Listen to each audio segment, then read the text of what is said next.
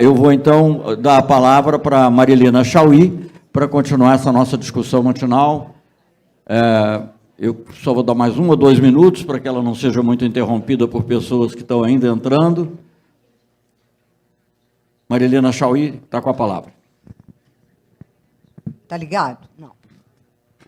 Baixa no microfone. Está ligado?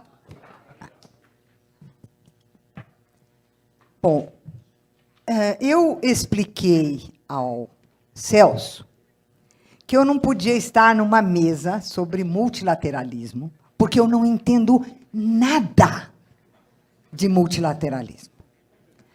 Mas ele disse que era isto relacionado com a defesa da democracia e salientando os perigos para a democracia. Eu falei, bom, então, essa é a minha praia e vamos lá.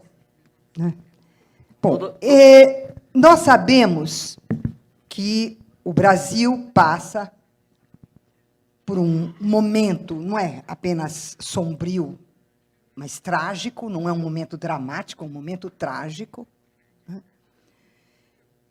E que entre as várias maneiras desse momento aparecer, ele aparece na forma da desinstitucionalização da República e de desmontagem da democracia.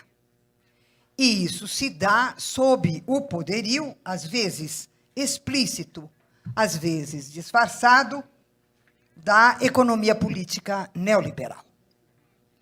Eu gostaria de propor aqui que, para nós entendermos isso que se passa, né, que, do ponto de vista, vamos dizer, da estruturação da sociedade e da política brasileira, e não do ponto de vista das lutas, né, valeria a pena marcar a diferença entre instituição e organização. O que é uma instituição? Uma instituição social é uma ação social. Ela é uma prática social que é fundada no reconhecimento público da sua legitimidade e das suas atribuições, num princípio de diferenciação que lhe permite se relacionar com as outras instituições, mas manter a sua autonomia. E uma instituição é estruturada por ordenamentos internos, por regras, por normas, por valores de reconhecimento e de legitimidade, internos e externos. Institucionalmente, uma sociedade é constituída, portanto, pela multiplicidade e heterogeneidade de uma rede de instituições. É isto que ela é. Qual é a diferença entre a instituição e a organização? O que é uma organização? Uma organização difere de uma instituição social porque ela se define por uma outra prática. Ela se define pela prática da sua instrumentalidade. Ela está referida a um conjunto de meios particulares para a obtenção de um objetivo particular. Ela não está, como a instituição, referida a ações articuladas, às ideias de reconhecimento externo e interno, legitimidade interna e externa, mas ela está vinculada à ideia de operação. Isto é, ela se realiza através de meios que são determinados para alcançar um objetivo particular, que é o que a define. Ela é, portanto, um regime no qual imperam as ideias de gestão, planejamento, previsão, controle e êxito. A marca da instituição, pela rede que ela forma com as outras e a busca do reconhecimento e da legitimidade contínuas, é uma temporalidade aberta. A instituição é sempre histórica. A marca da organização é que ela opera num tempo e num espaço pré-determinados e delimitados. Ela tem um tempo efêmero. Ela não tem relação com a temporalidade da história. Ela realiza uma operação e, terminada essa operação, ela termina e a organização propõe uma nova operação sem conexão com a anterior. A instituição é, portanto, o lugar das relações e da continuidade e da transformação. A organização é o lugar da fragmentação, da particularização, da não-relação e do efêmero. Ora, o neoliberalismo opera com a organização. Ele opera pela destruição das instituições, e é por isso que nós estamos assistindo à desinstitucionalização do Brasil. Ele opera por destruição das instituições e a substituição das instituições por organizações. Mas ele tem uma peculiaridade, o neoliberalismo. O neoliberalismo não é uma mutação histórica do capitalismo, com a passagem da hegemonia econômica do capital produtivo ao capital financeiro. O neoliberalismo é uma mutação sociopolítica. E eu vou denominá-lo a nova forma do totalitarismo. Por quê? Porque o que caracteriza o totalitarismo não é a figura do chefe autocrata, como Hollywood gosta de mostrar. O que caracteriza o totalitarismo não é a presença do racismo, do nacionalismo, tudo isso são efeitos à roda do totalitarismo. O que caracteriza o totalitarismo é que ele transforma todas as instituições sociais em uma única instituição homogênea. Ele homogeneiza a sociedade inteira.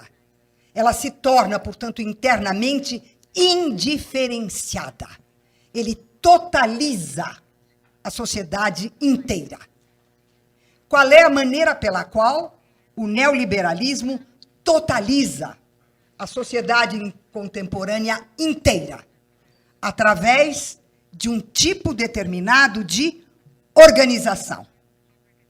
Essa organização é a empresa. Então, a escola é uma empresa, o centro cultural é uma empresa, o hospital é uma empresa, a cultura é uma empresa e, evidentemente, o Estado é uma empresa. O que nós temos, portanto, é o bloqueio da diferenciação interna das instituições, das práticas pelas quais elas se realizam em conflito ou em harmonia, em reconhecimento ou não reconhecimento, e, portanto, aquilo que é fundamental na existência da democracia, que é a necessidade e a legitimidade da diferença e do conflito.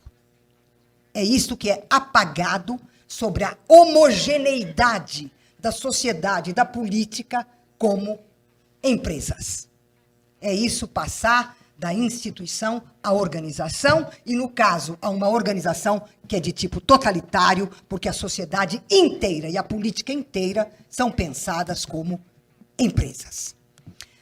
Isso aparece também não apenas no nível das instituições, mas ela aparece no surgimento de uma ideologia muito peculiar e que vai, de alguma maneira, nos ajudar a entender por que aparece o ódio, por que aparece o ressentimento, por que aparece o medo, que é a figura do indivíduo como realidade primeira e última. Não há classes sociais, não há grupos sociais, não há associações sociais, existe o indivíduo, e esse indivíduo é o empresário de si mesmo. E, portanto, o que surge é aquilo que eu batizei de o neocalvinismo. Ou seja, é o indivíduo lançado como o empresário de si mesmo, destinado, como qualquer empresa, a uma competição mortal em todas as organizações, dominando, portanto, o princípio universal da concorrência, da competição, da luta mortal, que é disfarçada com o nome de meritocracia. E, portanto, o neocalvinismo, que se disfarça, eu chamo de neocalvinismo porque o primeiro foi assim também, né?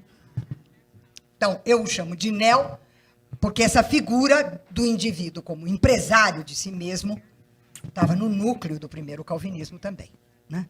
Então, como consequência disso, né, do ponto de vista dos indivíduos, e que vai explicar o modo como eles se comportam nas redes sociais. Por que você tem a pós-verdade? Por que você tem a fake news? Por que você tem o que nós temos nas redes sociais? O que acontece? Qual é a consequência da figura dessa individualidade como empresária de si mesma, ou como capital humano, né? Vai surgir, de um lado, uma subjetividade narcisista. E, por isso, propensa àquilo que é próprio do narcisismo, propensa à depressão, né? E, de outro lado, a inculcação da culpa naqueles que não vencem a competição, desencadeando ódios, ressentimentos e violências de todo tipo, particularmente contra os imigrantes, os migrantes, os sindicalizados, os negros, as mulheres, os índios, os mendigos, LGBT. E a lista pode continuar. Mas não começa aí. Isso é um efeito. A nossa tendência é tomar isso como causa de alguma coisa. Não. Isso é o efeito da estruturação organizacional da sociedade e depois nós vamos ver da política. É isso que está acontecendo no Brasil. Então, o que nós temos é algo que destroça a percepção de si como membro ou parte de um grupo, de uma classe, de um conjunto, e destruindo, portanto, todas as formas possíveis de solidariedade. Não é por acaso, portanto, que nós vamos ver o processo de deterioração da democracia. Por quê?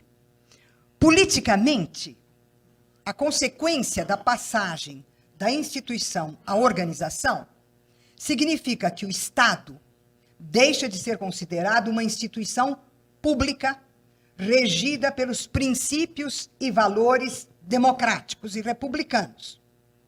Ele passa a ser considerado uma empresa. Ocorre, assim, o encolhimento do espaço público da República e da democracia e o alargamento do espaço privado do mercado e dos interesses, com a transformação da política em uma questão técnico-administrativa que deve ficar na mão de especialistas competentes, isto é, o governante que se define a si mesmo como gestor. Doriana em festa.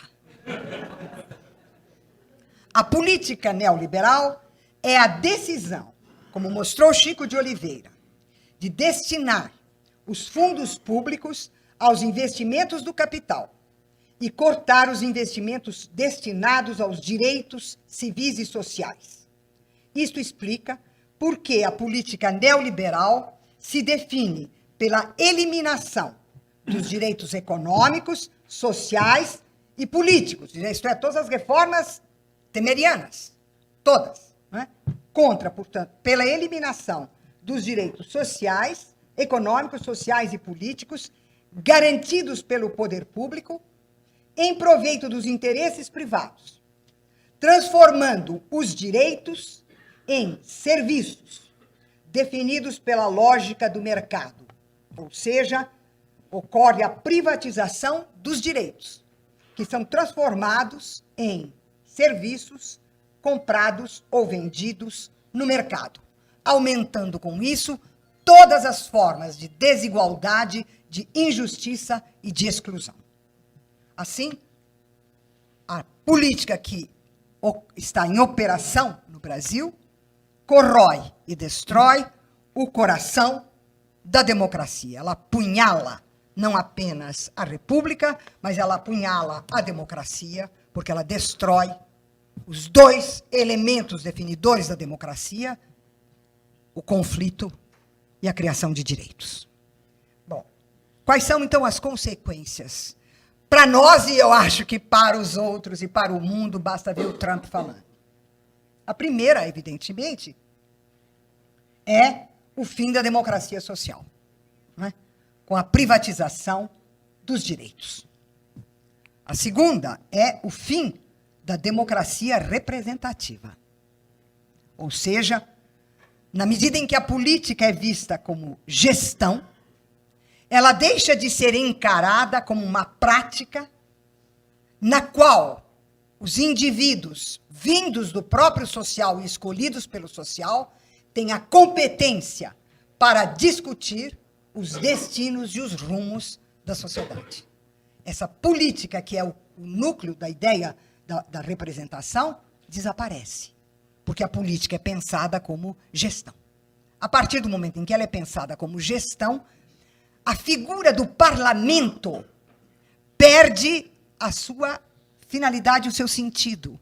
Ele se torna aquela coisa menor que tem como função policiar aqui e ali os interesses de fulano e de Beltrano e os seus próprios.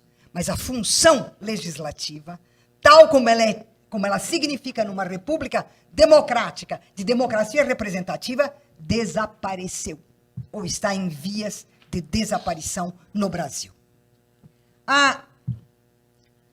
Como consequência, eu gostaria de dizer que a judicialização da política, que nós discutimos, já faz um certo tempo que nós temos discutido, nós tomamos a judicialização como se ela fosse a causa de alguma coisa e produzisse determinados efeitos. Não, a judicialização é o efeito da concepção neoliberal da política.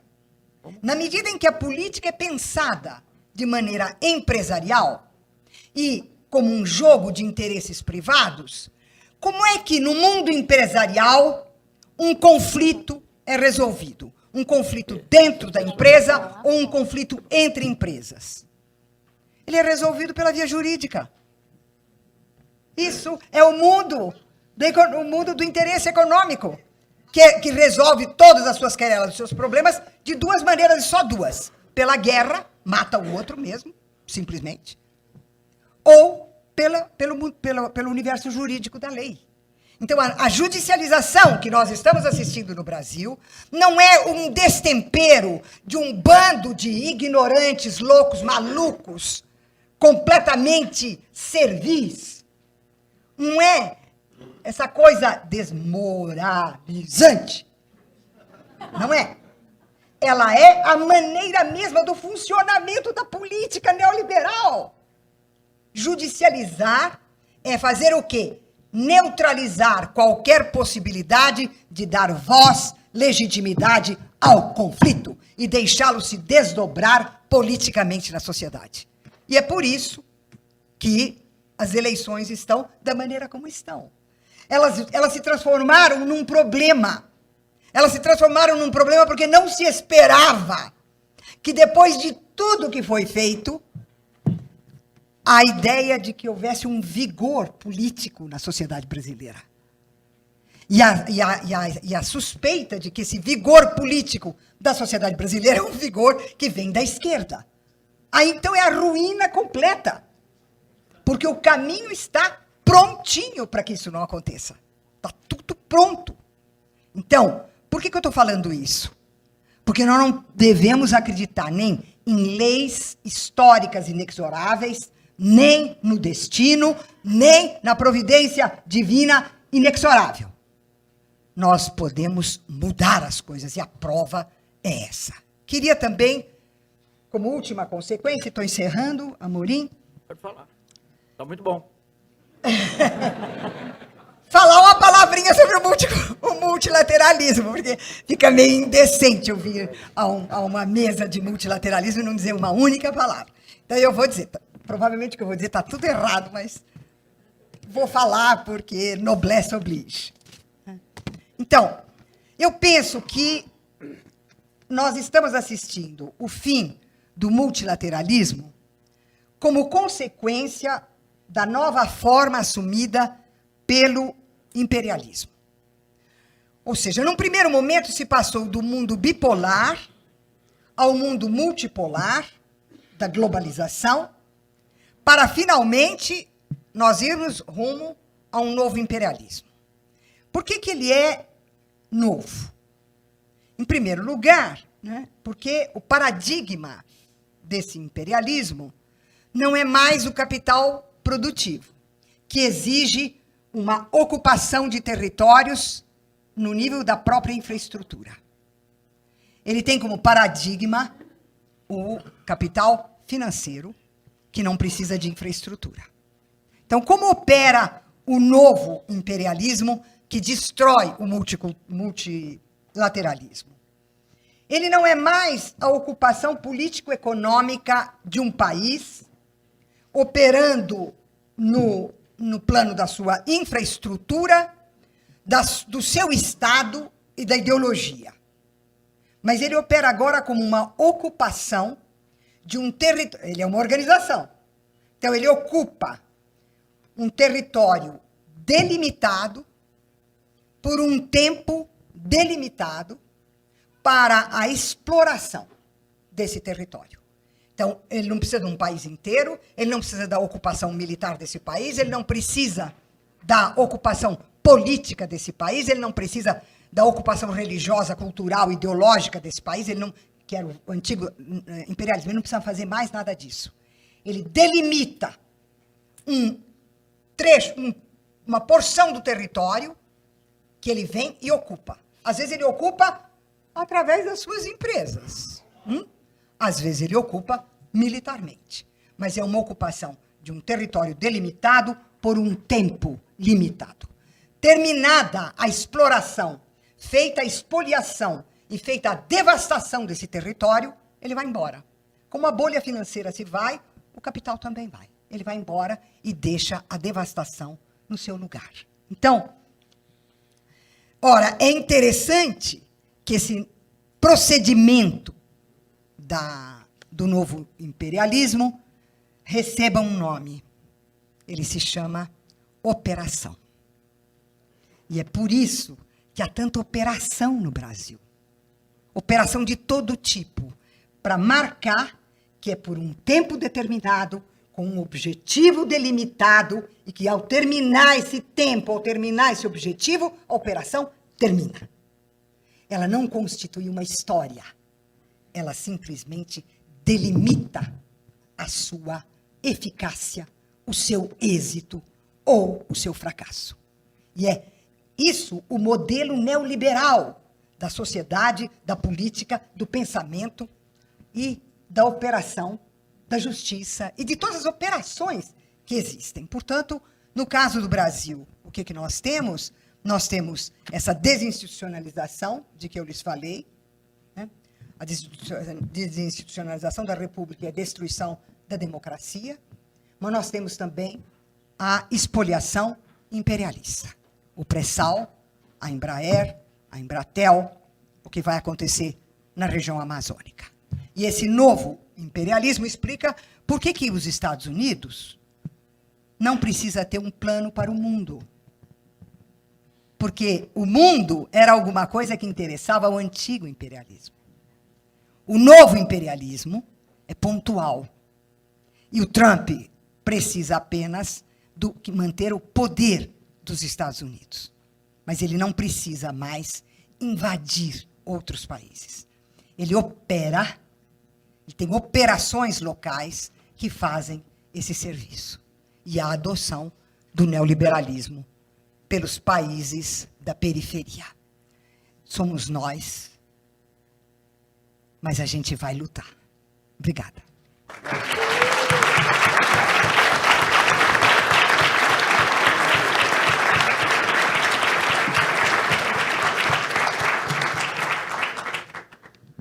Obrigado, Marilena. Acho que as palmas falam mais do que qualquer comentário.